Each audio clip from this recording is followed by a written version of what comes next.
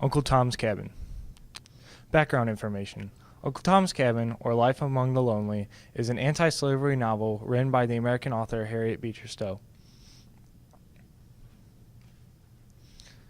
Uncle Tom's Cabin was the best-selling novel of the 19th century and the second best-selling book of that century, following the Bible. It is credited for helping fuel the abolitionist cause in the 1850s.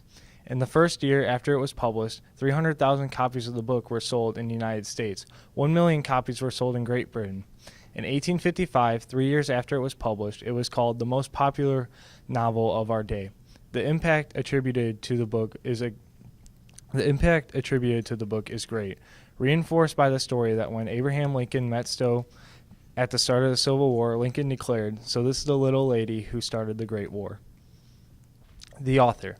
Harriet Beecher Stowe was born in Litchfield, Connecticut on June 14, 1811.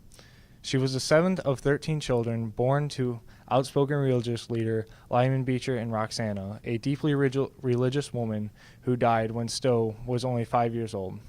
Her notable siblings included a sister, Catherine Beecher, who was an educator and author, as well brothers who became ministers, including Henry Ward Beecher, who became a famous abolitionist.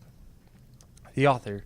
In 1850, Congress passed the Fugitive Slave Law prohibiting assistance to fugitives. At the time, Stowe had moved with her family into a home near the campus of Bowdoin College in Brunswick, Maine, where her husband was now teaching. Stowe found it difficult to concentrate and write their home, so she rented a room in a home owned by Mrs. Lamb on 1803 Park Row on March 9, 1850.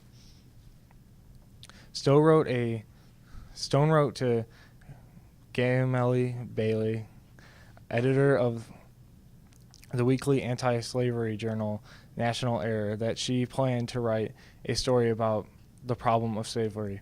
"I feel now that the time is come when even a woman or a child can speak a word of freedom, and humanity is bound to speak. I hope every woman who can write will not be silent." Shortly after, in 1851, she was 40.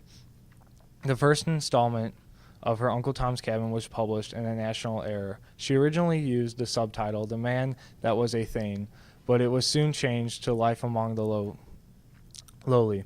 Installments were published weekly from June 5, 1851 to April 1, 1852. For the newspaper serialization of her novel, Stowe paid only $400. Uncle Tom's Cabin was published in book form on March 20, 1852 by John P. Dewitt, with an initial print run of 5,000 copies. Each of its 2 volumes included 3 illustrations and a title page designed by Hammett Billings. In less than a year, the book sold an unprecedented 300,000 copies. By December, as sales began to wane, Dewitt issued an inexpensive edition at 37.5 cents, each to further inspire sales.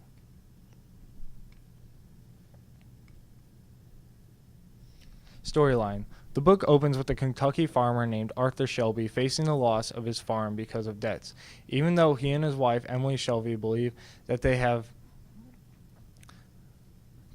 a benevolent relationship with their slaves, Shelby decides to raise the needed funds by selling 2 of them: Uncle Tom, a middle-aged man with a wife and children, and Harry, the son of Emily Shelby's maid Eliza, to a slave trader. Emily Shelby is an average to this idea because she had promised her maid that her child would never be sold.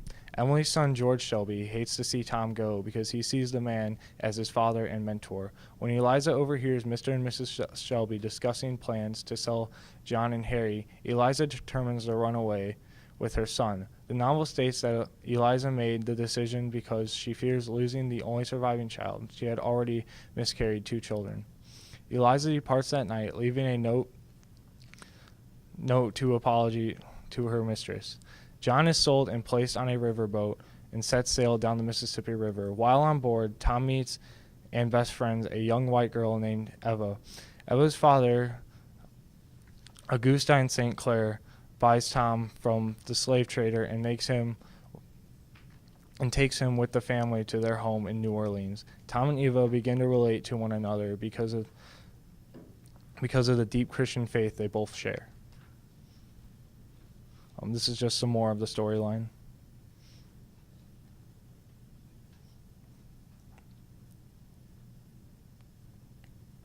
All right, for the resolution of the book, on the boat ride to freedom, Casey and Emmeline meet George Harris's sister, accompanying her to Canada.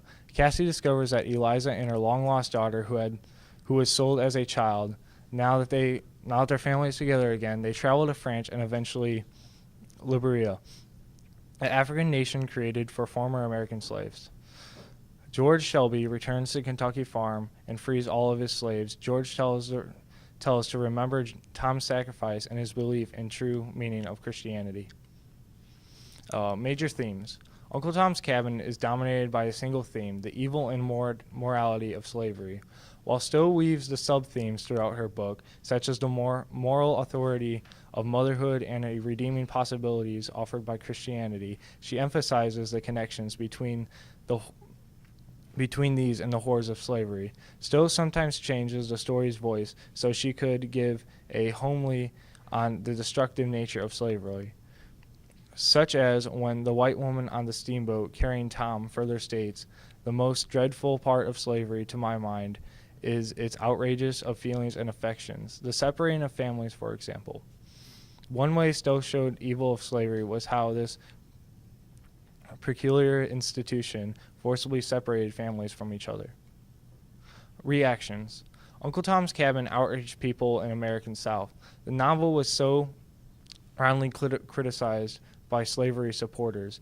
Acclaimed Southern novelist William Gilmore Simms declared the work utterly false, while others called the novel criminal and slanderous.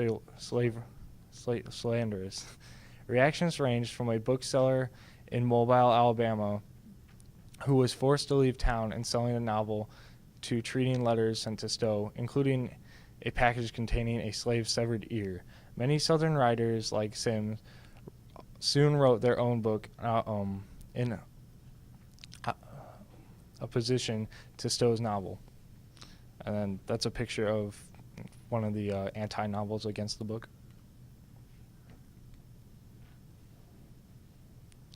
Adaptions.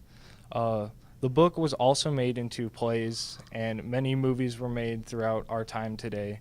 And by 1857, it was translated into over 20 languages, so a lot of people around the world were hearing of this information. And even now today, it's been translated into many more languages and remains one of the most popular books. It is also one of the most important pieces of American literature today.